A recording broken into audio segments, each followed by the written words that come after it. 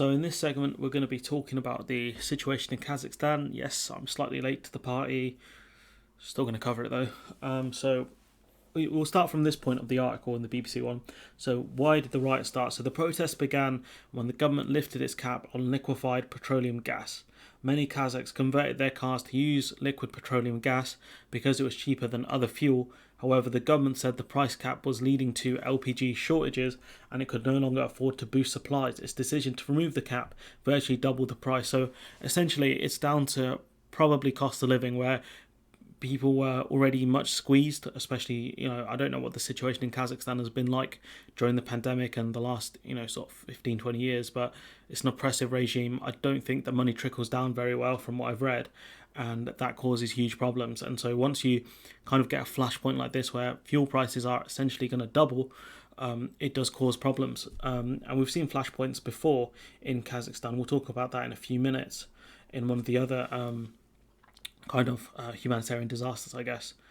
So the rioters also appeared to have other grievances. Some chanted the name of Mr. Nazarbayev and tried to tear down a bronze statue of him. He's the former leader of Kazakhstan. After stepping down as president, Mr. Nazarbayev continued to hold a strong position in government as head of the Kazakhstan's Security Council. He also appeared to be grooming his daughter Dariga as a future leader, according to observers. To placate the protesters, Mr. Nazarbayev has been removed from his post. So essentially, it'd be down to more than this. This is very much a simplification, but it looks like the big flashpoint was down to the change in fuel price, the doubling of fuel price essentially. So security forces in Kazakhstan say they have killed dozens of protesters in the main city Almaty to quell massive riots. Troops from countries including Russia have been sent in to stabilise the country, and I think this is one of the main reasons why people are talking about this story, because the Russians were sent in. Okay, so where is Kazakhstan? It's right by Russia on the border. Kazakhstan is a huge country the size of Western Europe, situated in Central Asia, bordering Russia and China, made up of mainly mountains, only has a population of 19 million compared to the size, but it's a mountainous region, so it makes sense. It gained independence in 1991 after the collapse of the Soviet Union, so quite late in the game, I think. The country has some of the largest oil reserves. That makes it, unfortunately, strategically important for the West and the East and the South, I guess, in China, if China gets its own designation. The country has some of the largest oil reserves in the world. It produces 1.6 million barrels of oil a day and has attracted billions of dollars in foreign investment. However, the wealth has not trickled down to the population, who have an average income of £2,500 a year. So you're going to have to look at other things like, living costs. How much does it cost to actually live in Kazakhstan? But, £2,500 a year is not a lot, and it does make, things like imported goods a lot more difficult to purchase. And you'd have to fully understand the situation in Kazakhstan, you would have to speak to an expert who understands, the living conditions and things like that. That's not me, unfortunately. So I did see Owen Jones did an interview with someone from Kazakhstan. I watched a few minutes of it. It seemed okay. For 29 years, Kazakhstan was ruled by President Nazarbayev, we just spoke about him a second ago, a former Communist Party Politburo member, so very high up there in the former Communist Party, with strong links to Vlad. Statues of Nazarbayev were erected, and he built a new capital, Astana, which he later named Nur Sultan in his honour. I mean, the ego on this man is just insane. You're building statues of yourself. Proper dictator stuff here. He stood down in 2019, making way for the current president, Kassym-Jomart Tokayev. Public protests in Kazakhstan are illegal without a government permit. I'm sure that's Priti Patel's dream. And previous strikes and demonstrations have been dealt with very harshly. That's what we'll talk about in a moment, I think. So demonstrations started on the 2nd of January in the town of Zanozen, an oil hub and the site of deadly clashes between protesters and police 10 years ago. Protests then spread across the rest of the country. The security forces say they killed rioters in Almaty while trying to restore order. Police say protesters tried to take control of police stations in the city. What you're talking about is all-out riots, essentially. President Kassym-Jomart said 20,000 bandits had attacked Almaty, and then he blamed it on foreign people, saying that these are, foreign fighters essentially who have been imported into the country. Which, again, if that is the case, dude, which definitely isn't. How the hell are you, let's look at your neighbouring countries. Like, there's an ally. China, I don't think you have hostile relations with them. Kyrgyzstan, the only thing I know about them is Valentina Shevchenko's from there, and Uzbekistan, which again I know nothing about. The issue is that where are they coming from? How are they getting through your borders? What's going on, dude? We know the reality of the situation is down to workers and people having absolutely enough of the situation, to the point where this guy got so nervous, the leader of Kazakhstan, he arrested the former intelligence chief on suspicion of treason following the nationwide anti-government protest. If it's a load of foreign forces, why are you arresting your head of security? The detention of Karim Mazimov was announced by the Security Council Committee, a body he headed until his removal this week. I tried to find the picture of Kent Brockman where he was the person wanted, and he saw his own wanted picture. Unfortunately, I couldn't find it, and that hurt me. But more importantly, it shows you how scared the kind of Kazakh leader is that he's arrested. He's one of his former intelligence chiefs. Tony Blair was wrapped up in this about 10 years ago when he offered advice to Nazarbayev, the then leader, in Cambridge, where his advice was stress the enormous progress Kazakhstan has made, but then you've got to help people understand that progress takes time and should be done with care, with stability uppermost. So stability, the most important thing, was making minor incremental changes, very much like Obama or kind of a Blair. Well, it is kind of Blair, isn't it? It's exactly what he would say. We go back to what happened a decade ago, which will kind of give us more of an indication of what's kind of happened here to an extent, which is Zhanaozen has been described as a one industry town, so centered around oil.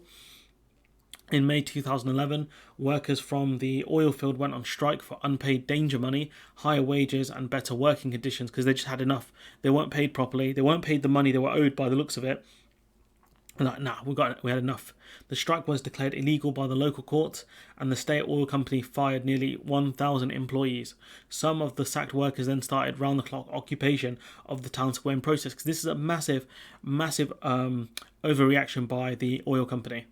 So they started an occupation. The strike continued for months without official interference. According to Radio Free Europe, the protest expanded with demonstrators furious over what they saw as a stranglehold on collective bargaining and labour rights by the government, which are absolutely key for any workers to get better conditions, which is collective bargaining and labour rights. You need both. In mid-December, some workers in the square began calling for the right to form independent parties free of the government's influence, which they didn't get because dictators are absolutely terrified of free thought and collectivization. On the 16th of December, this is in 2011, there were clashes between the protesters and police who were attempting to evict them from the square. This is, for the most part, a peaceful occupation until, by the sounds of it, the police got involved. So this was for a Independence Day celebration. Activists claimed security officers opened fire on unarmed demonstrators, and this from the most recent kind of protests and riots and things like that. It sounded like the police and the army used live rounds on people, like they actually went out to murder people. By the sounds of it, didn't use rubber bullets. Like these sounded like live rounds. I could be wrong. Authorities claimed that bandits infiltrated the protesters and began riots first. So here we've got this phrase again: bandits infiltrated the protests and started riots, producing video to support their version of events. So these guys, very talented film editors and creators as well, who managed to bend the reality to what they say happened. When what's more plausible here, people pulled out their phones and took videos of police attacking them, or them being able to bend the truth and reality. I don't know, man. 11 were killed, according to the government officials. The opposition put the death toll in the dozens, which, again, government downplaying figures. Shock. The Kazakh opposition TV channel K Plus showed the beginning of the unrest as men purported to be oil workers ran on stage, tipped over the speakers, pushed around civilians before police arrived. Again, why would you go onto a stage and do this? I mean, this very much sounds like a government thing where maybe the government had infiltrated the protesters. But again, I don't know. In the disturbances which followed, local government officials, a hotel and an office of the state oil company were set on fire, according to Dolbayev, which, again, setting things on fire I don't really agree with. It's not good. But then again, these are people fighting an authoritarian regime, not a democratically elected government. 86 people were injured, according to officials. Observers, so testimonial witnesses, observers described people running and falling, and police showering people with bullets. Again, it does very much sound like these were live rounds, but I think the death numbers would be way higher if they were. One witness said, usually it's only in the movies you see lines of soldiers with their weapons at the ready. When you see them firsthand, it's a completely different experience, especially when you are seeing our OMON riot police dressed in all black, building a barricade and ramping their clubs against their shields. I mean, this very much sounded like the police were looking for a fight here. But in the end, it looks like the situation is calming down. 164 killed in the unrest. This is the most recent one. At least 164 people were killed during protests that erupted in Kazakhstan this week. The country's health minister said most of the deaths, 103, were in the country's largest city and former oil capital, where demonstrators stormed government buildings. I mean, 164 people, that's quite a lot of people that have died. It very much sounds like it's over. The president, are in Kazakhstan saying that this was a coup attempt when it really wasn't, because they would have went for the capital if this was a coup attempt. They would have went for you, big man. But no, these seem like just riots and protests of people who've had enough because they live in poverty and the government has decided to jack up fuel prices. You're talking about £2,500 a year, which isn't a lot. And then you've got, where has it gone? Fuel prices essentially doubling. The people in Kazakhstan, being forced to use this LPG stuff here, liquefied petroleum gas, because it's cheaper form of fuel, but then being told, actually, we can't use that fuel anymore. It's, we're struggling to produce it or whatever. And instead of moving towards, maybe a subsidized process, maybe you've moved to a system where you help people convert their cars to a different form of fuel. You're like, nah, bro, we're going to jack up the price. Good luck. Ridiculous. But that kind of my basic understanding of what's going on in Kazakhstan seems to be caused by a cost of living crisis, as well as potentially workers' rights crisis as well.